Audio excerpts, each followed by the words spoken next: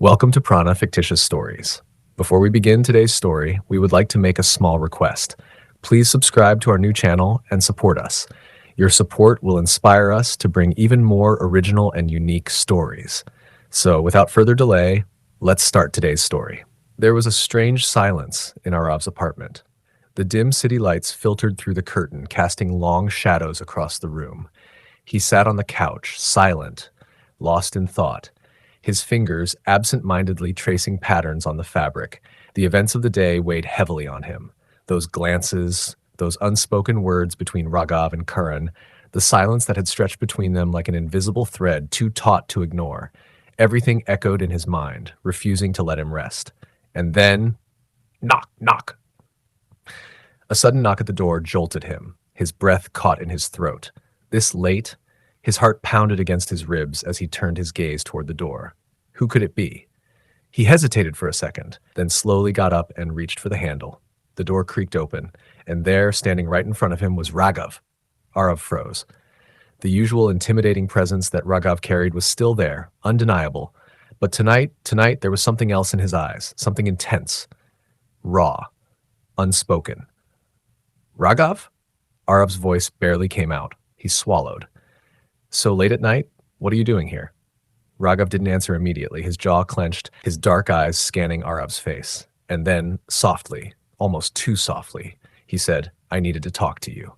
And before Arav could even think of stopping him, Raghav stepped inside, shutting the door behind him with quiet finality. Silence. Arav took a shaky breath. What is it? He tried to sound normal, but there was a slight tremble in his voice. Raghav took a step forward. Arav's breath hitched. And then, warm fingers. Raghav's hand on his shoulder. His touch was firm, yet strangely gentle. Arav's skin burned under his palm. I've been hiding this for a long time, Raghav murmured, his voice low, but so full of something it made Arav's chest tighten. Arav swallowed. His pulse roared in his ears. Hiding what? A pause. A beat. A deep inhale. I can't suppress it anymore, Raghav said. I can't pretend I don't feel this. His eyes bore into Arav's unwavering dark pools of emotion. I love you. Arav's breath stopped. His heart slammed against his ribs. No, this couldn't be happening. I love you, Arav, Raghav said again, this time firmer. And this is not a joke. Arav took a step back. His head spun. No. What are you saying?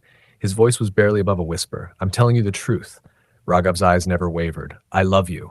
And trust me, this isn't easy for me either. A heavy silence fell between them. Arav's fingers curled into fists at his sides. You're joking, he blurted out. This is some sick joke, right? He let out a nervous laugh, but it sounded hollow even to his own ears. No. The seriousness in Raghav's voice cut through the air like a blade.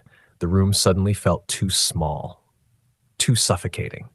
The space between them was charged, heavy with unspoken things. Raghav's fingers brushed against Arav's hand, just for a second. Just enough for Arav's breath to shudder out of him. I don't expect you to say anything, Raghav murmured. I needed to say it. Arav stared at him. His mind screamed at him to run, to deny, to pretend he hadn't heard anything. But his heart betrayed him, because deep down, in a place he didn't dare acknowledge, something inside him stirred. Arav? Arav flinched at the softness in Raghav's voice. No, he couldn't do this. Not now. Not when his own thoughts were a mess. I need time, he whispered. Raghav nodded, and in a soft voice he said, Take all the time you need. I'm not going anywhere. And then he turned and walked out. The moment the door shut behind him, Arav let out a shaky breath and collapsed onto the couch. What just happened? What the hell just happened? His mind was a storm, a raging, uncontrollable storm, because now, nothing would ever be the same. The next few days passed in a blur. Arav tried to act normal. He went to work. He forced himself to keep up with his daily routine. He tried so hard to push Raghav's confession to the back of his mind, but it didn't work. Every time he saw Raghav, the memory slammed into him like a tidal wave. Every glance, every casual brush of their hands, every moment where Raghav's gaze lingered a second too long, everything felt different now. He didn't know how to act around him anymore. And then there was Karan. Karan, his best friend, the one person he could always turn to. But lately, something about Karan felt off. something Arav couldn't quite put his finger on, and it scared him. One evening, unable to bear the suffocating silence of his apartment, Arav went out. His feet carried him to the park, a place that had always brought him peace. But tonight, there was no peace. His mind spun with thoughts of Raghav, of Karan, of everything that was changing too fast for him to handle. And then, footsteps. Arav turned, and there, standing just a few feet away, was Raghav.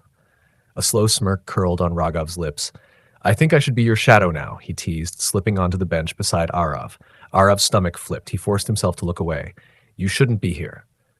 "I know," Raghav said, voice soft, but I couldn't stay away. A heavy silence fell between them. The tension was unbearable. And then the cafe door swung open. Arav's eyes lifted, and his heart, his traitorous, stupid heart, stopped, because standing there looking straight at him was Karan, his best friend, his anchor, and in his eyes something unreadable, something dangerous, something Arav wasn't ready to face. And just like that, everything changed. Again. Arav's fingers gripped the edge of the table, tightly. His breath was uneven, his thoughts a tangled mess, but no matter how intense his last meeting with Raghav had been, Raghav came to his table. "Mind if I join?" Raghav's voice was casual, too casual. But his actions held one clear determination. He pulled a chair, sat right next to Arav, and just like that, the air changed. Arav felt his pulse stutter for a second.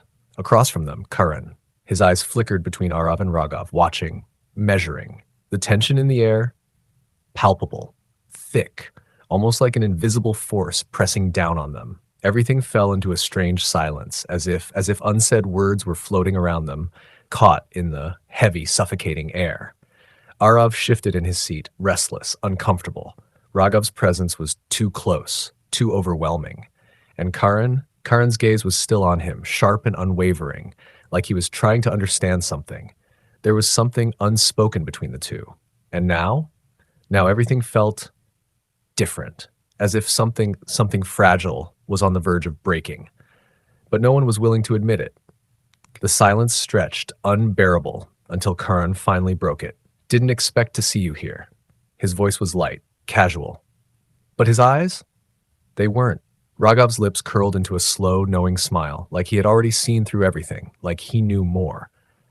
"Why can't I come here?" His response was just as casual, too casual. And yet, it made Arav's stomach tighten with unease. Arav didn't dare look at Karan. He could feel it. That gaze, that possessive, piercing gaze, watching him, seeing everything. For a second, just a second, Arav felt completely exposed, like they could both see through him. Raghav leaned forward suddenly, close enough that Arav could feel the warmth radiating from him. His voice, teasing, low, dangerous. "Didn't know how much we were missing by spending time together." Arav's heart skipped a beat, and then another, and then it started racing. His chest felt tight, too tight. He wanted to breathe, to escape, to look anywhere but at him, but Raghav's presence was like a magnetic pull, dangerous, inevitable. Karan leaned back in his chair, arms crossing over his chest. His expression, unreadable. Seconds passed, long, tense, suffocating. Arav swallowed, and then he felt it. A touch, soft, deliberate. Raghav's fingers barely brushed against his hand, and the moment they did, a heat spread through Arav's skin, slow and intoxicating. He snapped his hand back immediately. His breath hitched, his heart pounded wildly. His mind screamed at him to move, run, leave, anything to escape this intensity. "You look a little tense." Raghav's voice was smooth, too smooth. A teasing smile played on his lips, as if he was enjoying this too much. Arav's pulse roared in his ears. This was too much. He had to leave. "I think I should leave." The words came out fast, abrupt. He shot up from his chair, his hands gripping the table for support, for anything to ground him. Silence. And then, "Are you sure? Are you sure?" Karan's voice was calm, but there was something underneath it, something sharp, unforgiving. Arav froze. His fingers tightened around the chair. For the first time, he finally looked at Karan. And the look in Karan's eyes, possessive, searching, unreadable. Arav's throat felt dry. He turned to Raghav next. Big mistake. Because Raghav, he was staring at him too, not moving, not blinking. just watching him closely, intently. Arav felt like he was standing in the center of a storm. Both of them were pulling him in. Both of them were waiting, watching, wanting something. And he was unsure of what to do. For a second, it felt like time itself had stopped, like the entire world had shrunk into just this moment, just these three people, just them. Arav inhaled sharply, and then, finally, he spoke. Me? Yes, I am sure. His voice was quiet, unsteady, but final. Without waiting for another second, he turned, walked away, didn't look back, and the moment the cafe door swung shut behind him, Arav let out a shaky breath. His heart was still racing. His fingers trembled slightly as he pressed them against his chest, trying to steady himself. What just happened? The weight of it all, the tension, the emotions, the unreadable gazes, settled onto his shoulders like a heavy cloak. And in that moment, Arav knew one thing. The lines were blurring. And he was completely lost in the middle of them.